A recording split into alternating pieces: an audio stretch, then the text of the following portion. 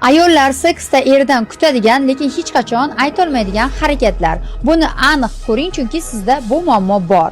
Birinchisi, ayollar erkaklar yetakchilikni to'shakda qo'lga olishni xohlaydi, chunki ayollar o'zini nozikligini va erkakning yetakchiligini hamma joyda his qilishni xohlaydi.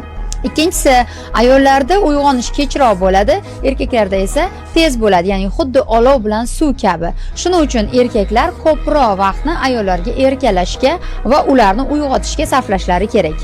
Uchinchisi esa yoqimli gaplar, ya'ni ayolga juda ham yoqimlisan, men seni his qilyapman degan gaplarni gapirish juda ham muhim. Bu holatda ayol kishi faqatgina gruba seksni emas, tana va ruhni mukammalligini va uyg'unligini his qila oladi. Aynan shunday holatda erkak ham, ayol ham seksda ham tana, ham ruhan birlashadi, xotirjamlikni his qiladi va bir-biriga har doim intiladi. Bunda erkaklarni xiyonat qildimi yo'qmi deb qo'rg'alash shart emas.